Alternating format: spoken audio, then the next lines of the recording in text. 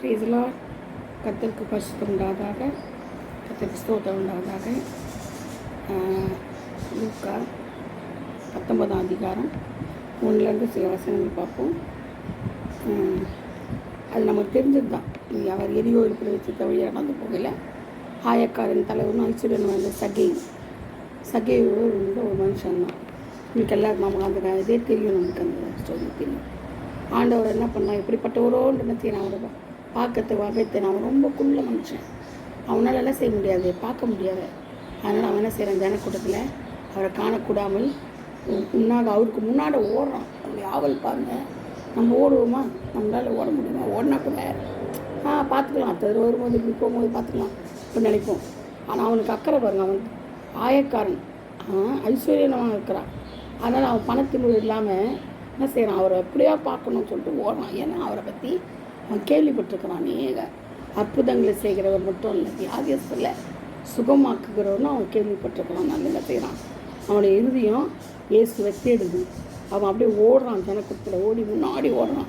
ஓடி போய் ஒரு காட்டத்தி மரத்தில் ஏறி உட்காந்துட்டு எக்கே பார்க்குறான். அப்பயும் அந்த கூட்டத்தில் சரியாக தெரியாதுன்னு அவ்வளோ ஜனக்கூட்டம்.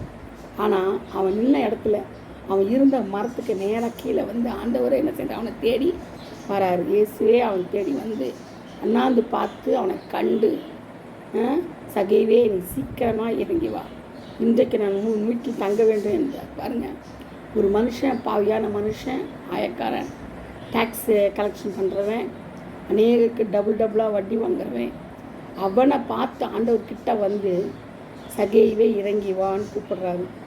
அப்போ உங்களையும் என்னையும் பார்த்து ஆண்டவர் கூட மாட்டாரா? நம்ம என்ன டேக்ஸ் வாங்கி உட்காந்துருக்கோம், அந்த மாதிரி அநியாயம் பண்ணிட்டு இருக்கிறோமா, அக்கிரமம் பண்ணுறோமா நம்ம நினைப்போம். ஆனால் ஆண்டவருக்கு தான் தெரியும் நம்ம என்ன அநியாயம் பண்ணுறோம், என்ன அக்கிரமம் பண்ணுறோன்னு. நம்ம இறுதித்துக்கும் ஆண்டவருக்கு மட்டும்தான் தெரியும், இல்லையா? அதனால் சகேயு என்ன பண்ணுறான், சொன்ன உடனே அப்படி இறங்கி ஓடி வரான். அவன் சொன்ன உடனே நான் என்ன பண்ண போகிறேன், உங்கள் வீட்டில் தங்க போகிறேன்னு சொன்னான். அதுக்கப்புறம் பார்த்துட்டு இறங்கி ஓடியாந்து சந்தோஷத்தோடு அவர் அழைத்து கொண்டு போனான். சந்தோஷமாக போனான். என்ன ஐயோ என்னத்துக்கு வராரோ தெரியலையே, நம்மளை என்ன பண்ண சொல்ல போகிறாரோ தெரியாத, குற்றம் கண்டு போகிறாரோ, என்ன பண்ணுவாரோ அவன் நினைக்கவே இல்லை. சந்தோஷம் அவனுக்கு தாங்க முடியல. ஆண்டவர் தேடி வந்துக்கிறாரு, இவ்வளோ கூட்டத்தில் நம்மளை மட்டும் தேடி வந்துக்கிறாருன்ட்டு ஓடுறான். அது மட்டும் இல்லை, தங்க போகிறாருன்னா பல பேர் நான் முறுமுறுத்தாங்க. பாவியான மனுஷன் வீட்டில் போய் தங்குறாரு, இவருக்கு என்னாச்சு அப்படின்னு நிறைய பேர் வந்து அவர் முறுமுறுக்கிறாங்க. அப்போ அவன் சொன்ன உடனே, தங்குறேன்னு சொன்ன உடனே அவன் என்ன செய்யறான், கர்த்தரை நோக்கி பாருங்கள், அவனுடைய இறுதியில் எப்படி இருக்குதுங்க. ஆண்டவரே, என் ஆஸ்திகளில் பாதி ஏழைகளுக்கு கொடுக்குறேன்றான். நான் ஒரு இடத்துல எதையாக அநியாயமாக வாங்கிதுண்டானால் நாளத்தினையாக திரும்ப செலுத்துக்கிறேன்றான். அவனுக்கு யாராவது சொல்லி கொடுத்தாங்களா, நீ என்ன செய்யணும், அதான் ஆண்டவரை பக்கம்னு சொல்லு, நீ இல்லவே இல்லை. ஏன்னா அவனுடைய இறுதியும் என்ன செய்யுது, அவரை பார்த்தோன்னே கொழுந்து விட்டு எரியுது. அந்த பாவங்கள் என்ன செய்கிறான், அவன் நினைக்கிறான் நம்ம செய்து தப்பு தான்ன்ற உணர்வு உள்ள ஒரு இறுதியத்தை அந்த இடத்துல ஆண்டவர் சொல்லவே இல்லை. அவனுக்கு ஒன்றுமே சொல்லலை, உபதேசம் பண்ணலை, ஒன்றும் பண்ணல. வந்தவங்களுக்கு அது கூட இருந்துங்களா, எத்தனையோ உபதேசம், மலை பிரதேசம், அந்த உபதேசம், படகுகள் எல்லாம் பண்ணியிருக்கிறான். நான் அவனுக்கு எந்த உபதேசம் பண்ணலை. அவரை பார்த்த உடனே அவன் என்ன செய்கிறான், ஆஸ்திகளை பாதி ஏழையை கொடுக்குறேன்றான். அநியாயமான ஒருத்தரை வாங்கி நான் அநியாயமாக வாங்கி கொடுத்துட்டேன். நான் சரி நாளத்திலே நம்ம கொடுக்குறவே நம்ம ஆசையெல்லாம் குறைஞ்சி போகுது, எல்லாமே போகுது. நான் நினைக்கவே இல்லை பாருங்கள். ஏன்னா அவனுடைய இறுதியும் ஆண்டவர் மேலே சார்ந்து போயிடுச்சு. அவனுடைய இறுதியும் தேவனை விரும்புது. ஏன்னா அவனுடைய அந்த வார்த்தை, நான் உங்கள் வீட்டில் தங்க போகிறேன்னு சொன்ன அந்த வார்த்தையானது பாவியான அவனோட இறுதியத்தை என்ன செய்யுது, கலங்க பண்ணினது. அவனுக்கு வந்து அந்த அந்த என்ன சொல்கிறேன்னு அவனுக்கு தெரியல. அவன் பாட்டுக்கு சொல்கிறான், இந்த மாதிரி நான் திரும்பி தந்துடுவேன் அப்படின்னு சொல்கிறான். ஏசு அவனை நோக்கி என்ன சொல்கிறாரு, இன்றைக்கே இந்த வீட்டுக்கே ரட்சிப்பு வந்தது, இவனும் ஆபிரகாம் குமாரனாக இருக்கிறானேன்றார். பாருங்கள், ஆபிரகாம் குமாரன்னா விசுவாசத்தில் இருக்கிறவங்க தானே. அவன் என்ன செய்கிறான், விசுவாசிக்கிறான். பார்த்தீங்களா, எவ்வளோ ஆண்டோடைய முகத்தை பார்த்ததுக்கே அவன் வந்து கன்ஃபர்ஸ் பண்ணுறான். அவனுடைய தீமைகளை எதிர்த்தினும் வியாகுலங்களை பாவத்தை எல்லாம் அறிக்கையிடுறான். அப்போது நீங்களும் நானும் மறைக்கப்பட்ட இஸ்ரவேல், நம்ம வந்து புறஜாதியான நம்மளை தெரிந்து கொண்டிருக்கிற ஆண்டவர் புறஜாதியான இஸ்ரவேல் நம்ம எப்படி இருக்கணும், காணாமல் விசுவாசிகள் பாக்கியவான்னு சொல்லிக்கிறாரு. கண்டு விசுவாசிகளோட காணாமல் விசுவாசிகள் பாக்கியவான். நம்ம எவ்வளோ காணவே இல்லை ஆண்டவரை, ஆனால் அவருடைய வசனத்தை தான் படிக்கிறோம்.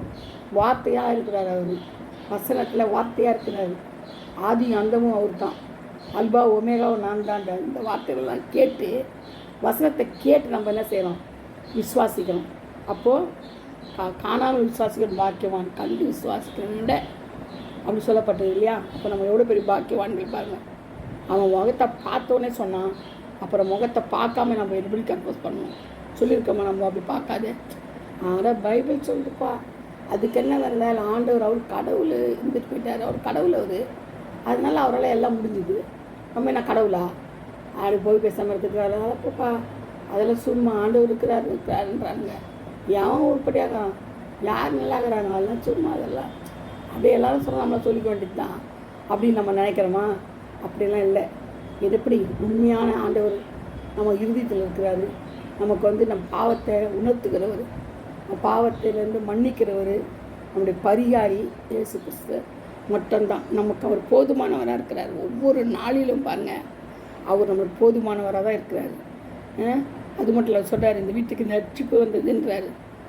ஆபிரகாமின் குமாரனாக இருக்கிறானே சொல்கிறார். அது மட்டும் சொல்லலை, இழந்து போனதை தேடவும் ரட்சிக்கவுமே மனுஷகுமாரன் வந்திருக்கிறார் சொல்கிறார் 10ஆம் வசனத்தில். இழந்து போனதை தேடவும் ரட்சிக்கவுமே. அப்போது இழந்து போனதை தேடணும். எத்தனை பேர் இழந்து போகிறாங்களா? அப்படி கிடையாது. ஆண்டவர் இழந்து போன ஆத்துமாக்கள் எத்தனையோ இருக்கும் இல்லையா? அதை தேடுறதுக்கு தான் ஆண்டவர் பூமியில் வந்தார், அவதரித்தார். தேவன் எத்தனையோ ஆத்துமாக்கள் எழுதி போயிருக்கும். அதெல்லாம் ரட்சிக்கிறதுக்கு தான் ஆண்டவர் செய்தார். மனுஷகுமாரன் உலகத்துக்கு வந்தார். அதை கேட்டோன்னே எருசலேம் சமீபம் அவர் ராஜ்யம் வெளிப்படுவது அவர் எடுத்து அப்படின்னாலும் அவர் ஒரு ஊமையை சொன்னார் பார்த்தீங்களா? அப்போ அவன் வீட்டில் தங்கியா என்ன செய்தார்? இழைப்பார். அப்போது ஒரு மனுஷனுக்கு பாவத்திலிருந்து இப்படி ஆண்டவர் தராரு. அந்த நிச்சயம் நமக்கு இருக்குது ஆகணும், வேறு வழி இல்லை. அவன் பார்க்குறான், அவன் பார்க்காம இருக்கணும் எவ்வளோ சொல்லியிருக்கிறாரு இல்லையா? ஆண்டவர் வேத வசனத்தின்படி பார்த்திங்கன்னா நம்ம தேவனை நோக்கி நடுங்கிறோன்னு நோக்கி பார்ப்பேன்றாரு. அவரை பார்த்து என்ன செய்யணுமா? நடுங்கணும். அவர் வசனத்துக்கு நடுங்கிறோம். அவர் வசனத்துக்கு நடுங்கிறோன்னு என்ன செய்வாராம்? நோக்கி பார்ப்பாராம். நமக்கு செய்து கொடுக்குறவர் அவர் ஒருத்தர் தான். நம்ம ஆபத்தில் இருக்கும்போது நம்ம காப்பாற்றுகிற அவர் ஒருத்தர். அதனால தான் வசனம் சொல்லுது, ஆபத்து காலத்தை நோக்கி கூப்பிட்டு நான் உன்னை விடுவிப்பேன், நீ என்னை மகிமைப்படுத்தி வாங்கி சொன்னேன். அது மட்டும் சொன்னால் அவ்வளோ பரவாயில்லையே. ஆபத்து காலத்தை நானே உன்னோடு இருந்து உன்னை தப்புவித்து உன்னை கனப்படுத்துவேன்னு சொல்கிறாரு. பாருங்க, யார் இப்படி சொல்லியிருக்காங்க? நண்பர்கள் சொல்ல முடியுமா? உற்றார் உறவினர் சொல்ல முடியுமா? சகோதரிகள் சொல்ல முடியுமா? யாருமே சொல்ல முடியாது. ஆனால் ஆண்டவர் சொல்கிறார், என்னை நோக்கி கூப்பிடு, நான் உனக்கு பதில் சொல்வேன். நான் ஜெயம் கத்தோடையது. நீ சொன்ன நீ அமைதியாக இருந்தார், நான் ஜெயத்தை கொடுப்பேன்றார். எவ்வளோ நல்ல ஆண்டவர் நமக்கு இருக்கும்போது நம்ம எதுக்காக பயப்படணும்? பயந்துதான் இருக்கிறோம். ஒரு நிமிஷமும் பயம்தான், ஒரு நாளிலும் பயம்தான், நடுங்கி போகிறோம். ஆனாலும் அது பிசாசினால் உண்டாகுது. நம்ம பயப்படவே கூடாது. பயத்தின் ஆவி பிசாசு கொடுக்கணும். தேவன் பயமுள்ள ஆவியை 2 தீமோத்தேயு 1:7 சொல்லப்பட்டிருக்குது. தேவன் பயமுள்ள ஆவியை கொடாமல் பலமும் அன்பும் தெளிந்த புத்தி உள்ள ஆவியை கொடுத்துக்கிற நம்மளுக்கு. தெளிந்த புத்தி, இந்த புத்தியை என்ன செய்ய நம்ம யூஸ் பண்ணணும். இந்த புத்தியை நம்ம கிரிமினல் பயன்லாம் யூஸ் பண்ணக்கூடாது. எவன் வாழ்க்கையை கெடுக்கலாம், எவன் குடியை கெடுக்கிறது, எவன் பணத்தை அபகரிக்கிறது, எவன் நிலத்தை அபகரிக்கிறது, எவன் எங்கே விட்டு போய்க்கிறான், அதை சொல்லலாம் இதை சொல்லலான்னு கிரிமினல் பிரெயின் நிறைய பேருக்கு இருக்குது. அது இருக்கக்கூடாது. நிறைய சூழ்ச்சிகள் செய்வாங்க பாருங்கள். ஒருத்தர் சிலர் இப்போ உட்காந்துட்டாங்கன்னா இதுதான் வேலையே, சூழ்ச்சி பண்ணுற வேலை.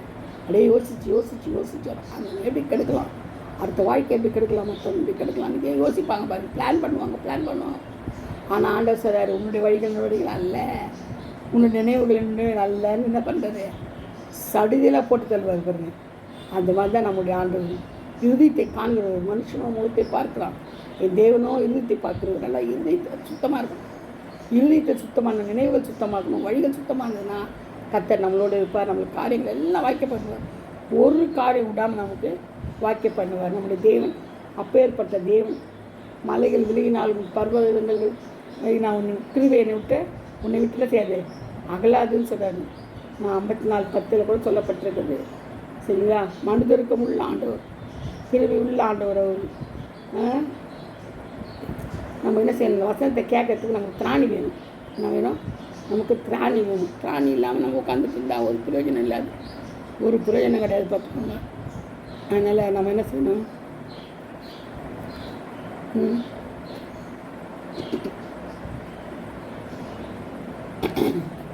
நான் லூக்கா 5:1 கூட பாருங்களேன். அவர் கிணற்றிற்கு கண்ணருகில் நின்றபோது திரளான ஜனங்கள் தேவ வசனத்தை கேட்கும்படி இடத்தில் நெருங்கினார்கள் அவரிடத்தில் நெருங்கினார்கள். இப்போ பார்த்தாங்க, திரளான ஜனங்கள் கடற்கரையில் செய்யணும் அவருக்காக காத்திருக்கிறாங்க. ஏன்னா அவர் என்ன சொல்வாரோ, என்ன வார்த்தையோ, வரப்போது போதகம் என்ன போதகம் பண்ணுறாரோ அப்படி சொல்லி அவங்க வந்து என்ன செய்கிறாங்க, அதுக்காக வெயிட் பண்ணுறாங்க. அப்போ அப்படியேப்பட்ட ஆண்டவர் அவங்களுக்கு நமக்காக அவர் என்ன செய்கிறாரு, காத்திருக்கிறாங்க. அவருக்காக காத்திருக்கிறாங்க. என்ன சொல்ல போகிறாரு, ஏது சொல்ல போகிறாருன்னு நம்ம காத்திருக்கிறோமா? என்னைக்காச்சும் ஆண்டவர் வரத்துக்கு முன்னாடி சபைக்கு போகிறோமா, இல்லை ஆண்டவர் முன்னாடி உட்காந்து ஜெபிக்கிறோமா? அந்த டைமுக்கு கர்த்தர் வந்து மனதுருகிறார். மரியாள் மேலே மனதுருகி அந்த அந்த அந்த பாடையை தொட்டு சொன்னார்ல, அது விதவையின் தாய் மகன் இறந்து போயிடறாங்களே, கைம்பெண்ணாக இருக்கிறாளே. அதனால லூக்கா 7:12 பார்த்தீங்கன்னா, அவர் ஊர் வாசலுக்கு சமீபத்த போது மறுத்து போன ஒரு நடக்கமன்மடி கொண்டு வந்தார்கள். தன் தாய்க்கு ஒரே மகனாக இருந்தான், அவ்வளோ கைம்பெண்ணாக இருந்தார். ஊராரில் வெகு ஜனங்கள் அவருடனே வந்தார்கள். பாருங்கள், ஏன்னா ஒரு கைப்பெண், புருஷன் கிடையாது, மகன் மட்டும்தான் நம்பியிருந்தான். மகனும் என்ன செய்யறான், செத்து போகிறான் வியாதி வந்து. அப்போது கர்த்தர் அவளை பார்த்து அவள் மேல் மனதுருகி அழாதே என்று சொல்லி கிட்ட வந்து பாடையை தொட்டான். அதை சுமந்தவர்கள் நின்றார்கள். அப்பொழுது இந்த அவர் வாலிபனே எழுந்திரு என்று உனக்கு சொல்லுகிறேன் என்றார். மரித்தான் எழுந்து உட்கார்ந்து பேசத் தொடங்கினான். அவனை அவன் தாயிடத்தை ஒப்புவித்தார். பாருங்க, எல்லாரும் பயந்து போய் மகா தீர்க்கதரிசியானவர் நமக்குள்ளே தோன்றி இருக்கிறார் என்றும் தேவன் தமது ஜனங்களை சந்தித்தார் என்று சொல்லி தேவனை மகிமைப்படுத்தினார்கள். இது எங்கே போச்சான், யூதேயா தேசம் முழுவதிலும் சுற்றிலும் திசைகள் யாவற்றிலும் பிரசித்தமாயிற்று. பாருங்க, அவர் வந்து மனதூருகி நான் செய்கிறார், அடாதே சொல்லிட்டு கிட்ட வந்து தொட்டு வாலிபர் எழுந்தினார் இல்லையா? அப்பேற்பட்ட தேவன் நம்முடைய தேவன். தொட்டு சுகம் தருவர், ஒரு வார்த்தையை சொல்லி சுகம் தருவர், எப்படி வேணாலும் செய்வார் அவர். ஆனால் அவர்கிட்ட மனதுருக்கம் இருக்குது. மனதுருகணும், நம்மளை பார்த்து அவர் மனதுருகணும்னா நம்ம என்ன செய்யணும், அதுக்கு தகுதியாக இருக்கணும். தகுதி இருக்குதா நமக்கு மனதுருகத்துக்கு? அவர் மனதுருக்கம் உள்ளவர், உண்மைதான். அவர் என்ன ரொம்ப நல்லவர், உண்மைதான். எல்லாமே நல்லவர், வல்லவர், போதுமானவராக இருக்கிறாரு, எல்லாம் உண்மைதான். ஆண்டவர் வந்து பரிபூர்ண சமாதான காரணம், எல்லாமே உண்மைதான். ஆனால் நம்ம எப்படி இருக்கிறோம், நம்ம அதுக்கு தகுதியா? அவருடைய காரியம் நம்மளுக்கு தெரிக்கிறதுக்கு நம்ம மனதுருகி இரக்கமுள்ள தேவன். அந்த இரக்கமுள்ள தேவன் நமக்கு செய்யறதுக்கு நம்ம எப்படி இருக்கணும், பாத்திரம் எப்படி சுத்தமாக இருக்குதா, கழுவப்பட்டதாக இருக்குதா, சுத்திகரிக்கப்பட்டிருக்குதா, அதுதான் நம்ம பார்க்கணும். சுத்திகரிக்கணும். மனுஷன் வந்து முகத்தை பார்த்து நம்மளை மனமடிவு பண்ணுவான். மனமடிவு பண்ணினே தான் இருப்பான். 24 நாள் மனமடிவு பண்ணுவான். ஆனால் அசந்து போகக்கூடாது. நம்முடைய கோல் எங்கே, இயேசு கிறிஸ்து மாத்திரம், பரலோகம் மட்டும் நம்ம கோல். அவரை பார்த்து ஓடிக்கினே இருக்கணும். கடிவாளம் போட்ட குதிரை ஓடுற மாதிரி 2 பக்கமும் ஓடணும். மனுஷன் சொல்லினே தான் இருப்பான். ஒரு மனுஷனை திருப்திப்பட்டே முடியாது. இந்த காலத்துலேயும் அவன் சாவர வரையும், மரணம் வர்ற வரையும் அவனுக்கு என்னது, பாடுகள் உண்டு, உபத்திரங்களை உண்டு. அதான் ஆண்டவர் சொல்கிறாரு, மரண பரிவு என்னது, உனக்கு எல்லாம் உண்டு. ஆனால் உன்னை திடன் நான் உலகத்தை ஜெயித்தேன். ஆண்டவர் என்ன சொல்கிறாருன்னா, உலகத்தை ஜெயித்தார். அதனால் அவரை பார்த்தாலும் ஓடணும். மனுஷனை பார்த்து பயந்துக்கிட்டு பின்மாற்ற போயிடலாம். நிறைய பேர் பாருங்கள், மனுஷனுக்கு பயந்து பின்மாற்றத்தை ஓடி போட்டுக்கிறாங்க. ஒரு சுத்தமான வந்த எத்தனையோ போதகர்கள் கூட ஓடி போயிருக்காங்க, சுவிசேஷகர்கள் ஓடி போயிருக்காங்க பயந்து போய். ஏன்னா இந்த மனுஷன் இப்படி போனால் பழசை சொல்லி காணிப்பாங்கன்ட்டு என்ன பண்ணிக்கிறான், ஓடியே போயிட்டான். அந்த மாதிரி இருக்கக்கூடாது. நான் என்ன சொல்லட்டும், என்ன சொன்னாமல் பரவாயில்ல, அதை பற்றி கவலையே இல்லை, காதை கேட்கணும்னு சொல்லிட்டு செய்யணும். கண்ணுக்கு கழிக்கணும், காதுக்கு முகத்துக்கு கடிவாளம் போட்டு ஓடிட்டு குதிரை போல் ஓடணும். ரேஸில் ஓடுற மாதிரி பந்தய பொருளுக்கு இது பார்த்து என்ன செய்யணும், ஓடணும். நம்முடைய பந்தய குறிக்கோள் கோரி இது கோல் பரலோகம்தான். இயேசு கிறிஸ்து மட்டும்தான் நம்மளுக்கு. மற்ற எந்த இது கவனமும் இருக்கக்கூடாது. உலகத்தில் யாவும் மாயான உலகம் இருக்கும். தேவை, நம்ம பணம் தேவை, பொடி தேவை, வீடு வாசல் தேவை, எல்லாம் தேவை, பேச்சு திறமை எல்லாம் தேவை தான். ஆனால் உலகத்தோடு ஒத்து போகக்கூடாது. உலகம் வரவே கூடாது. உலகத்துக்கு நம்ம சம்மந்தப்பட்டவங்க அல்ல. நான் உலகத்தான் அல்லது போல் நீங்கள் உலகத்தான் அல்லன்னு ஆண்டவர் சொல்கிறார். ஆணித்தரமாக தெரிஞ்சோம் நம்ம உலகத்திலேயே உட்காந்து உலகத்திலேயோடு ஒத்து போயிருந்தோம்னா நமக்கு என்ன நமக்கு கிடைக்கும், நம்மளே நிதானிச்சுக்கணும். திருப்பி சொல்லி இருக்க மாட்டார். ஏன்னா ஒரு சொல்லிட்டாரு, வேதம் இருபுறத்தருக்குள்ள பட்டையும், அது நியாயம் தீர்க்கும் நம்மளை. அதனால் நம்மளால் என்ன செய்யணும், கேட்கணும், திரும்ப கேட்கணும், அப்படி தயவு கேட்கணும், இறக்கத்தை கேட்கணும், உருக்கத்தை கேட்கணும், இறங்குங்கப்பான்னு சொல்லி கேட்கணும். அப்பா அவனுடைய வழிகளை எனக்கு போதின்னு சொல்லணும். என்னுடைய வழிகளை போதிங்க, உங்களுடைய வழிகளை எனக்கு போதிங்க, இந்த நினைவுகளை எனக்கு என் நினைவுலாம் மாற்றுங்கப்பா, எனக்கு சொல்லிக் கொடுங்க. அப்படி சொல்லி நம்ம கேட்டு என்ன செய்யணும், அதுபடி நம்ம நடந்துக்கலாம். அது தப்பே கிடையாது. அவர் தான் நம்மளுடைய பரமபிதா, பரிகாரி.